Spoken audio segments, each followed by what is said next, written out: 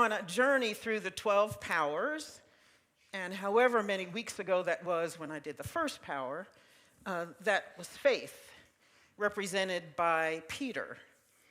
And this week, the second power is strength. So we're going through the direction of the powers. Now, every power, for those of you who don't know, and there may be some in the room now, don't know, that the 12 powers are the 12 powers of man that are part of our innate divinity. They are characteristics of God that are also our characteristics. And we all are expressing them at different levels. So it doesn't mean at some point that you don't have faith. It just means you may be vibrating at a low level of faith and not fully embracing your faith, but it doesn't mean you don't have it. And actually what we believe in Unity is that you are these powers. It's not just something you have, that you are these things. These are principles of living, and they are what we are. So the first one was faith, and Peter, representing faith, was the first one that Jesus called to be his disciples. And the second one is strength, which is represented by Andrew. And Andrew means manly. Now, the feminists in the room, take a deep breath. It doesn't mean that we're not embracing women as well. It means male energy, a different kind of energy. So it means manly. And the part of the body that is represented with strength are the loins. Now, one of my favorite movies is The Devil Wears Prada. And one of my favorite parts of the movie is when someone screams, because the boss, Amanda Priestley, is getting ready to come into the office, and he yells, "Gird your loins!" Because she's coming, and everybody's like, "Oh, crap." And they're running around, and there's some people are hightailing it out of the hallways because they don't want to be in the hallway while she's there, because she really is, she's a lot. She's a lot. People are afraid of her. So he's telling them to gird your loins because here she comes. And that's like my favorite part of, one of my favorite parts of the movie. So the loins, located in the middle of the back, and it's the area between the lower ribs and the hips. The muscles in the loin are responsible for rotating the upper body, bending the spine, and moving the legs. The largest muscle in the loin is the latissimus dorsi, which is responsible for moving the arms and the shoulders. Other muscles in the loin include the gluteus maximus, which is the longest, biggest muscle, and the gluteus minimus, and the piriformis. So that part of the body is what keeps us upright, which enables other parts of the body to move, the strength of the body. So we usually think, at least in Western culture, it's the only culture I've lived in, that strength is something that has to do with physicality. And it does. A lot of people are physically strong. I think we all strive to be physically strong because it's really the only way to get through life with some kind of ease, is to have some physical strength. But really what strength comes from, what strength is mental and spiritual and emotional strength. The strength that can't be translated into pounds, but which nonetheless is one of the foundations, I think, of a joyous life, is having strength. I didn't always equate myself with being strong. I was always physically strong because I've been working out since my first year in college. You know, I started jogging. And I've been working out ever since, save one or two injuries where I had to take time off. And so physical strength has always been important. I always wanted to be physically strong because I am naturally a bookworm. And I just want to be laying on the couch with a book and a cup of tea always. So if you could stay physically strong and do that, that's all I would do. However, that's not our physical existence. And so at some point, I wanted to be physically strong, and I worked on that. And I relied on it too much. I thought because I was physically strong, that everything else would flow from that. And some of it does, because for me at least, Being physically strong helps my mind stay strong. And it helps clear my head. And it helps me get rid of all the stuff that flows through it on a daily basis. All the crap that goes through my mind, all the self-analyzing I do, all the analyzing of all of you and all of life and everything else that goes on. That's what I do. My mind is steadily clicking, clicking, clicking. Always.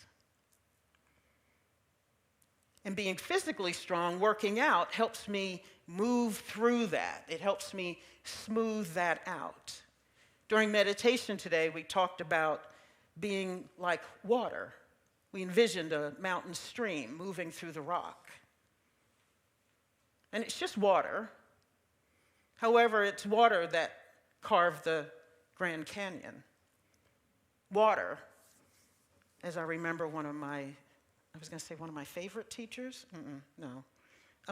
Sister John the Baptist, who taught science, said that water is the ultimate,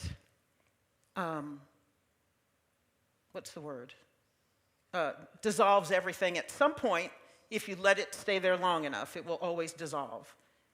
The ultimate solvent. Thank you. There's the word. Thank you, Paul. But think of water. We think of it, especially a stream, as just easy, and it may not be much water at all, and yet if you let it continue to have its flow, it will have its way with the rock. And it will smooth out whatever jagged edges it flows over.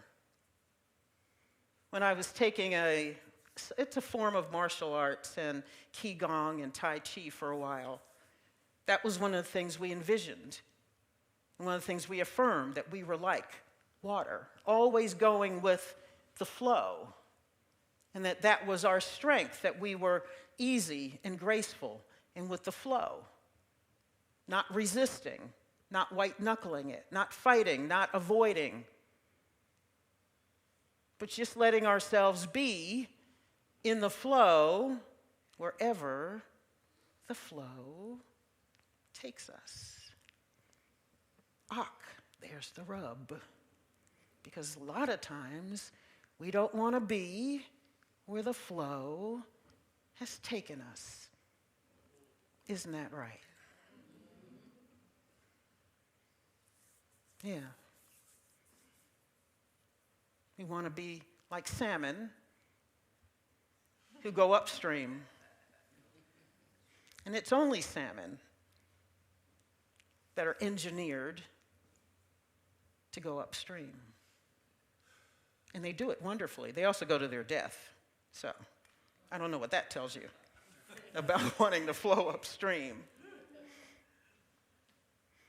Strength, I found out at some point, meant I needed to let go and just be in whatever I'm in.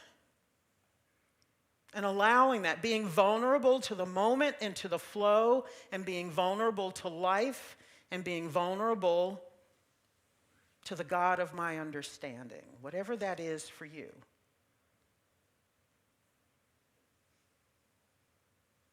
Because the stuff gets deep, and life gets hard, and the jagged edges can really cut. And it hurts. And it hurts. And yet, I found that the more I resisted the flow, the more I resisted what was, the more I fought about it, railed against it, yelled about it, had my tantrums about it, refused to just be in it, the more I suffered. The Buddhists say you can have pain, but you don't have to suffer. You can have pain, but you don't have to suffer. We suffer when we fight, when we resist. What we resist persists. But there have been some times in my life where I thought, you know what, if I want to lean into anything, it is surely not this. It is surely not this. For a period of about probably 5 or 6 years, somebody else in my family died every couple of months. Man, it was, I would just catch my breath from one loss. And another one came. And I felt like for those 5 or 6 years, I did not breathe. I did not breathe. And most of the time I was doing this. Because after it happened a couple of times, I was just stealing myself from whatever the heck else was coming down the frickin' path. And they kept coming, they kept coming. Until now, everybody that was here before me, everybody that knew me, was here at my birth, is gone. They're all gone.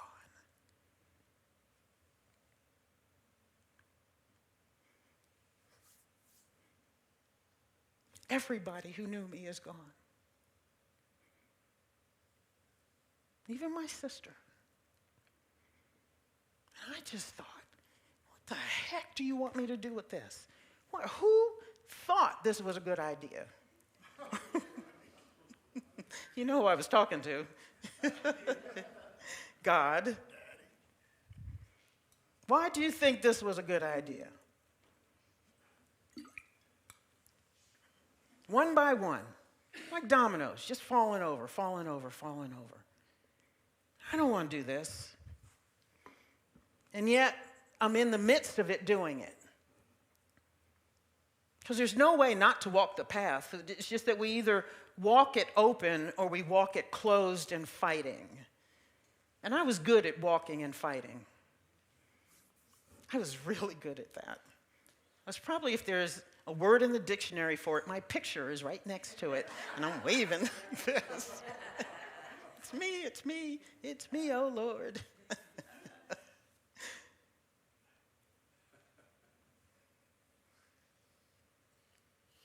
The fight. The railing against what is. And I didn't think I had what I needed to walk through this life without all of them, the people I looked to, the people I needed, the people I wanted to talk to, consult with, my mentors, the people who were my soft place to fall. I would drive home, and just as I'm going mile by mile, the stress would just fall away. And I'm just feeling home. I'm just feeling home on the way. I didn't believe I had the strength to deal with any of that. So it was interesting for me when I started to learn about the 12 powers, and somebody's telling me, you actually not only have these things, you are these things. And I thought, surely didn't feel like it in the moment. All those months, all those years, when all that stuff was hitting the fan, and I'm trying to find my place with all of that, and what does this mean for my life? Who am I without all of them?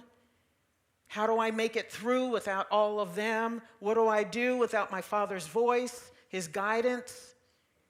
What do I do when I can't deal with stuff and I need somebody who I think knows more than me? And He did know a lot more than me. I wouldn't tell Him that when He was alive, but God forbid.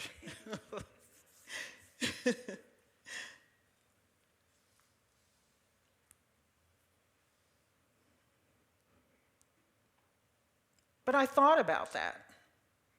I not only have strength, I am strength. And I was just open to that. And I thought, well, let me just try to walk with that. Let me just try to live with that and see what happens. And so when the stuff hit the fan, it always does, and you know how grief is, and that was my journey. This roller coaster ride of grief, which is just probably the most brutal thing in life. Well, maybe. I've had some other stuff come up that's like, wow, okay. You might be giving grief a run for her money.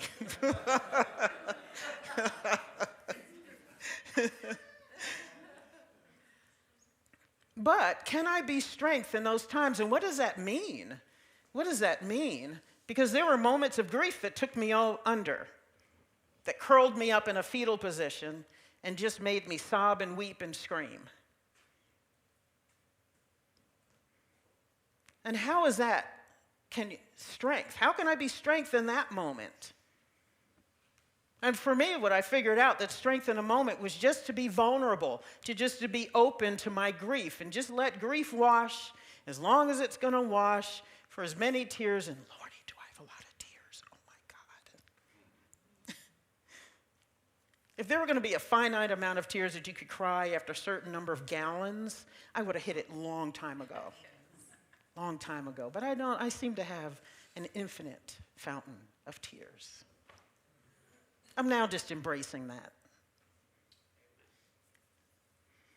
And just let it flow when it flows. And just being open to that feeling, whatever that feeling is, it takes your breath away when you're in a moment of grief.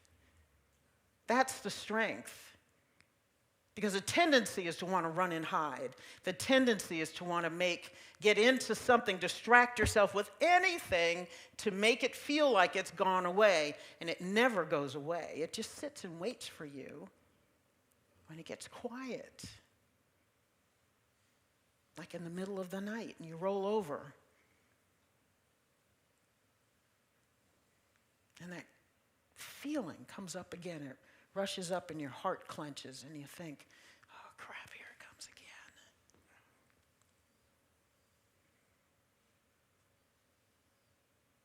Strength sometimes is just allowing yourself to be in the moment. And strength sometimes is allowing yourself to be with someone else in their grief and not stop them. Not telling them to be quiet or that it's been long enough. Sometimes that's strength. Sometimes strength is to power through something, but power through not to distract, but that you know that you can move through this and that you can reframe your thoughts, that you can reframe how you feel about what's happening, and that you can be in your feelings and still be strong. And I learned how to do that when I was doing storytelling events, and I learned to tell the story of my father's passing, which was brutal for me. Because he was my singing buddy, he was my mentor, my counsel, my partner in crime. I saw so much of myself in him.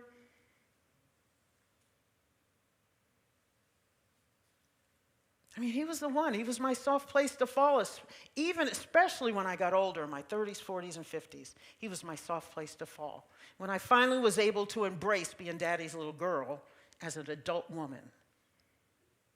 And knowing, man, this is nice to be somebody's little girl in this world as I'm adulting.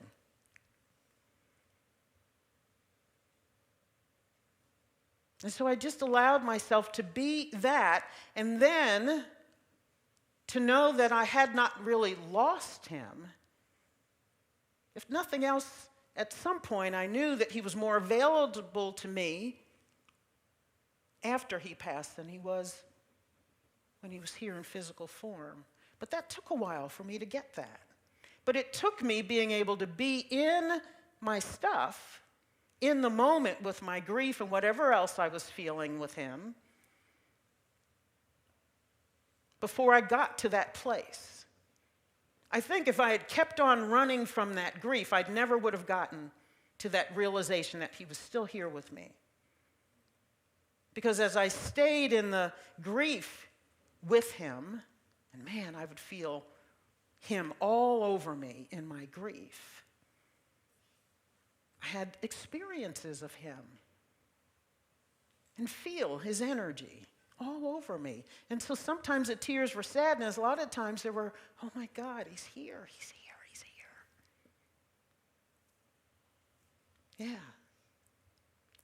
And then I knew he was available to me.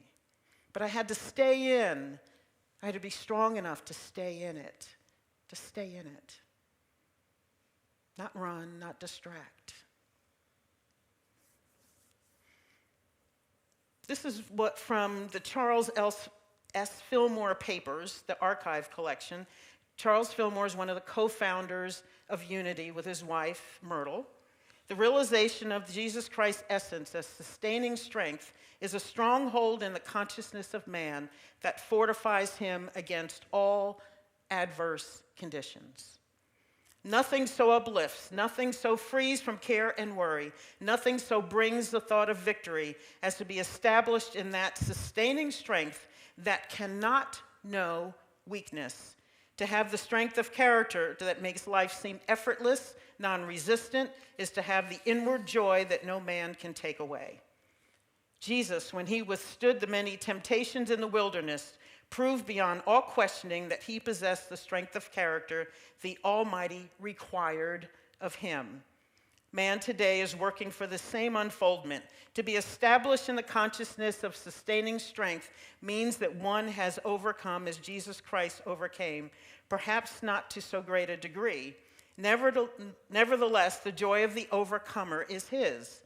When man holds his ground in the face of temptation and refuses to yield to the allurements of the world or to sense consciousness, no doubt but that the very angels that dwell in omnipresence shout for joy. True strength of character, though non-resistant, withstands the tricky, treacherous movements of the adversary in any guise. All shafts of error directed in its way meets with defeat. Among the disciples of Jesus Christ, Andrew symbolizes strength. The strength center is the small of the back. Spiritual strength, the fruit of prayer and meditating on strength, is born in the silence of the soul. So now we're back to practice again, spiritual practice, prayer and meditation, daily, daily, daily, daily. The eagle is a symbol of strength and victory. Solomon, meditating upon the marvelous outworking of God's unbreakable law, said, "One thing that is too wonderful for me, the way of the eagle in the air." The eagle is the expression of abounding strength. He mounts up into the air to an unbelievable height. From this altitude, he focuses his eagle eye on the ground below and spots his prey. He rises above the cyclone. He outflies the wind. As is the way of the eagle in the air, so is man when he fully realizes his divine sonship. The man that deems himself finite, apart from the infinite, cannot know the possibilities of the spiritual man, cannot dream of the possibilities of the spiritual man. All strength is from God. Spiritual unfoldment is attained by each individual soul making conscious at-one-ment or atonement with Jehovah mind through Jesus Christ, and therefore cannot be bought or stolen. The unbreakable laws of infinity ensure against all such attempts. To truly live the life, one must be spiritually strong. One must withstand every test. Spirit, symbol of vigor, success, and victory, is the garb of joy. We are joyous only when we are strong, physically, mentally, and spiritually. It is spiritual practice that girds our loins. When you are in prayer and meditation every day, whatever that looks like for you, every day, then when the stuff hits the fan, you are immune from the stuff. It doesn't mean that you won't have pain. It just means you won't suffer from it. In the midst of it, you will know that there is this all-sustaining presence that is God, that not just has your back, but that is everything for you in those moments. There are moments that were so horrendous, even when my mother was dying and in hospice, that all there was God. The only thing I had was God. But in that, I had everything. Everything. But I had to be open to that. I had to be open. And I had to allow God to work. I had to be in the moment and say, I don't have. Everything is falling away. Everything. And yet I had everything in those moments because I had and felt the presence of God surrounding me, surrounding her, surrounding me in my curled up grief when I'm in the bed with the covers over my head in a fetal position, screaming. We've talked about this before. God is in all those moments, all those moments. That God consciousness always was, is, and always will be. And the only way you cannot have it is to block it, is to not recognize it, to close your eyes and say, God can't be here, even as God is there. I believe God is always there. My spiritual practice has given me that. But if you don't go towards the practice, if you don't run towards the practice, if you don't indulge in the practice, if you don't allow yourself that gift, you won't know when the going gets tough. So you got to do it even when stuff is going right. If you run to God only when there's problems, you're going to have problems.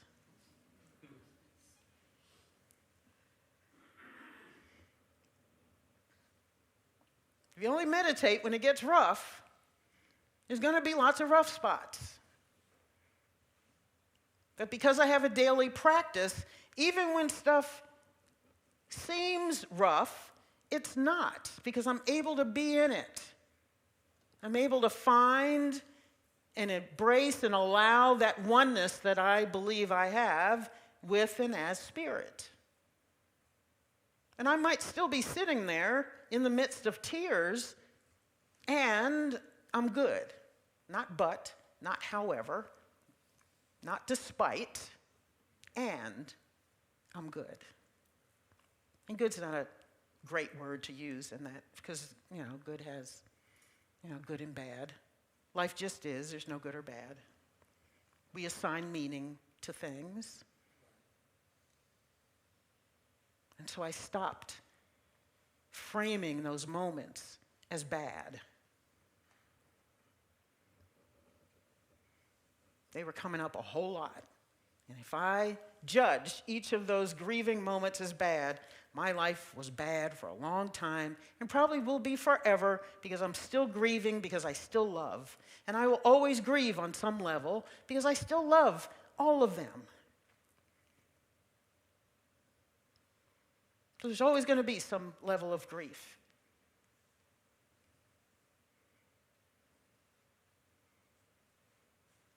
So this strength that we crave is there. We just have to harness it.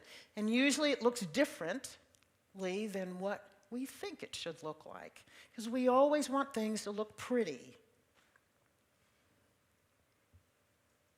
We want to be walking around smiling, say, I'm strong, I'm strong, I'm so strong today.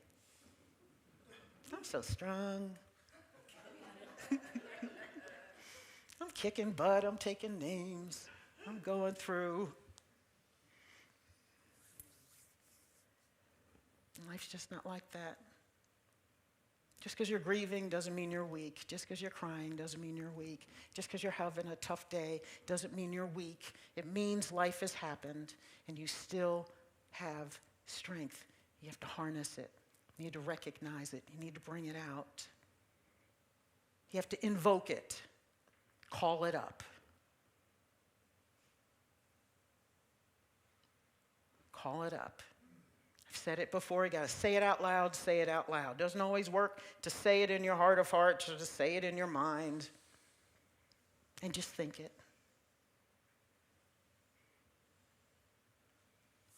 You are that strength.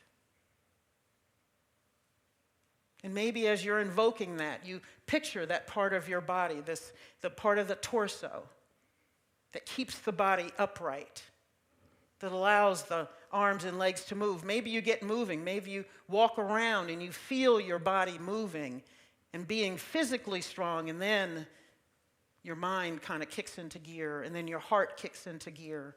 And you might still be walking and crying and strong. And strong. And there are no mistakes that strength follows faith. You got to know what you believe and believe it with all your heart. And strength comes from that. Strength comes from faith. Let faith be your rock. And your strength is right there waiting for you. So let's take this in a meditation.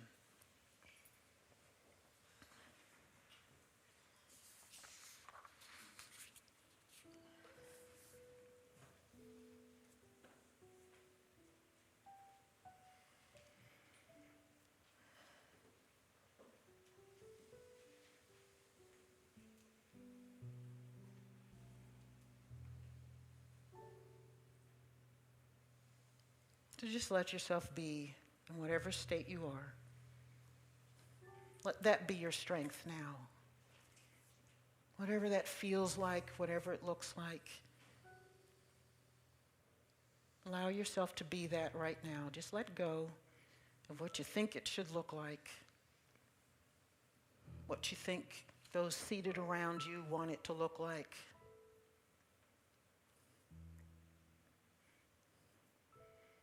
Just let yourself be fully present, fully here, fully now, fully open, fully vulnerable.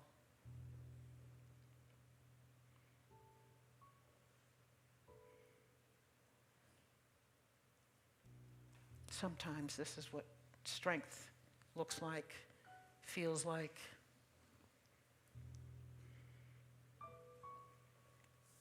Trusting enough that you can allow whatever is happening to happen without fighting, without resisting, without railing against it, wishing something else were happening.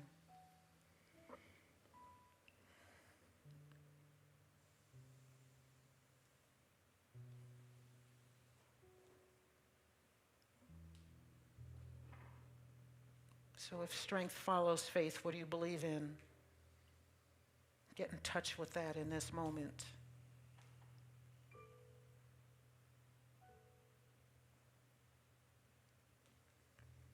What is the God of your understanding?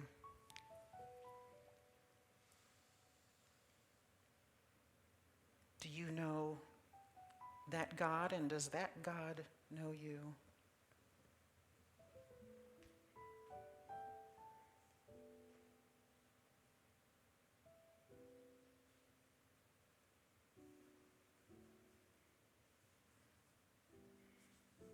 How do you commune with your God on a regular basis?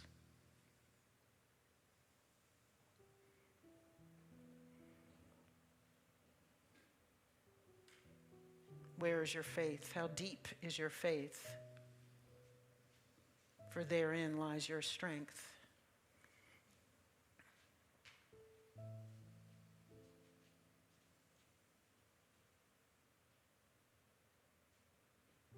The God of your understanding is your foundation upon which you stand through thick and thin.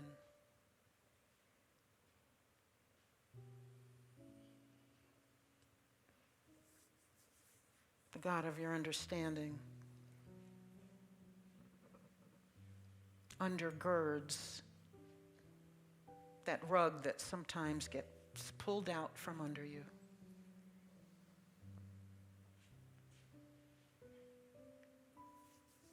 The shifting sands of life are nothing compared to your divine strength.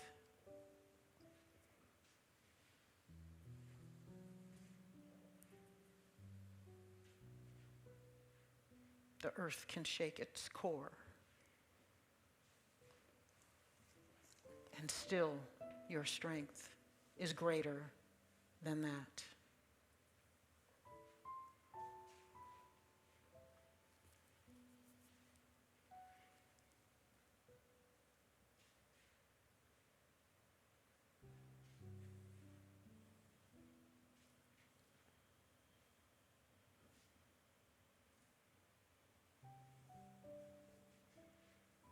So in your heart of hearts now, tell yourself, I am faith and I am strength.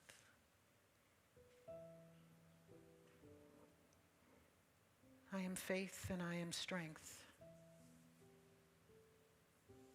I am deeply rooted, mighty, and strong.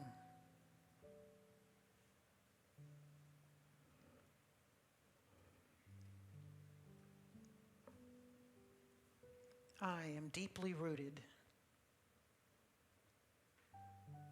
mighty, and strong.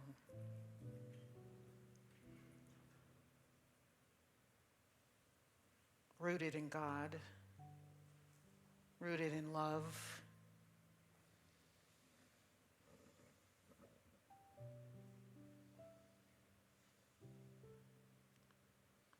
rooted in compassion, rooted in understanding,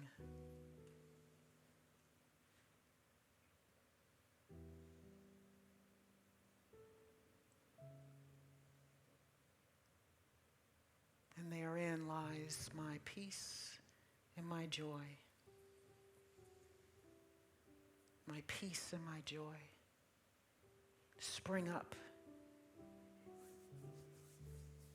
from my faith and my strength.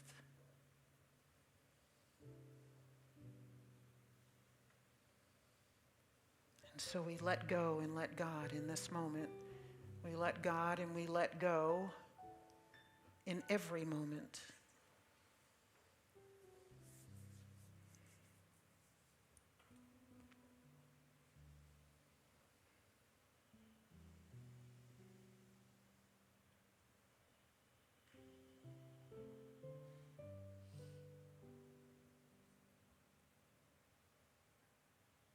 So we say thank you, thank you, thank you for life and love, for faith, for strength in all circumstances.